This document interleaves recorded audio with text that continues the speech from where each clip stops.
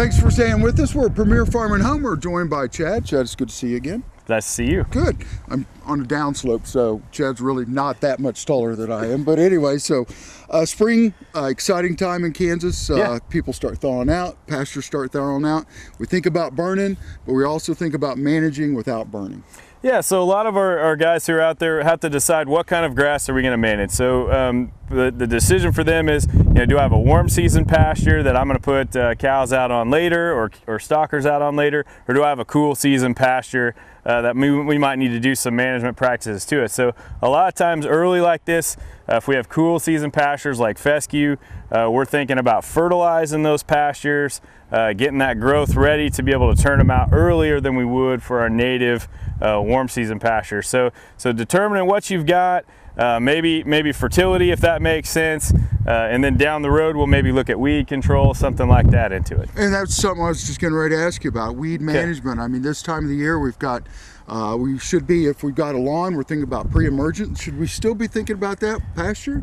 Yeah, I think, pasture-wise, we don't usually use pre-emergence as a practice. A lot of times, when guys are considering burning, that's what they're burning for. They're burning for the weed management, control of brush, those sorts of things. Those can be managed with other tools. So if you're not in a place where you can burn or you don't want to, you can use some herbicides to be able to manage some of that brush that's coming in, or maybe you've got some selective weed that we don't like, or some cool season weeds we want out of there. So herbicides can also be another tool that you can use for spring. Yeah. Well, we certainly did not have much of a winter. No. I mean, we kind of went from fall, a taste of winter, and we've had spring most of the time. So how's that going to differ when we're talking about soil moisture and all that other stuff? So, I mean, for the most part, most of Kansas is at adequate soil moisture levels for a long-term situation. So we're fortunate that we're sitting pretty good. We're not looking at, big deficit as far as drought. Even in the western half,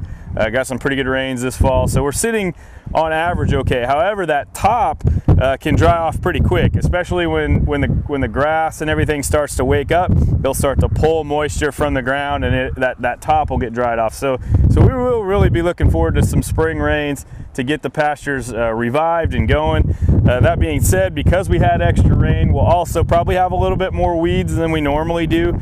So you have that excessive, annual growth in the fall. So we may get some more weeds than we've had in the past as a result of the rain that we got last year. Perfect. We're going to take a quick break. When we come back, we're going to talk about managing your pasture for horses and cows. You're watching Kansas Ag Report, and we'll see you in just a minute. This segment brought to you by Farm Bureau, a grassroots ag organization representing the state's farmers and ranchers since 1919. KFB.org. Oldie Seed Farms, carrying soil-specific seed. Find them on the web at oldieseed.com. That's OHLDE seed.com. Grass and Grain, online or in the mail, keeping Kansas farmers informed for over 60 years. grassandgrain.com. Kansas Weed Commission, leaders in the adoption of profitable innovations for weeds. Online at kswheat.com.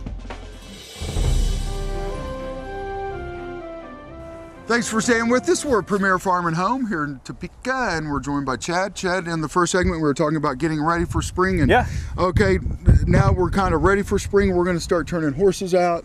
We're going to run some cattle on that land. How often should we be managing that and looking about rotating those pastures? Okay, so to answer that question, first we'd have to know kind of the stocking rate.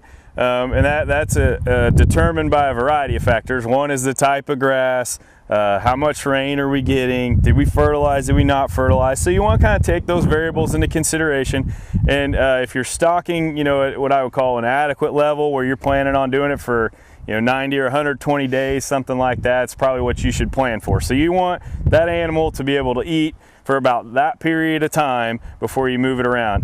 However, another great way to look at it is just visually. So when you go out and put animals on an area, we want to think of it as taking half and leaving half for the grass. So if we take half of that total leaf height out to where it might look like somebody's yard or something like that, then we want to leave that other half so we don't degrade the forage stand that we've got. We're able to let those plants continue to make food so they'll be ready to bounce back to be grazed again at a future point. Well, and I always heard a rule of thumb is 1 head, 1 acre.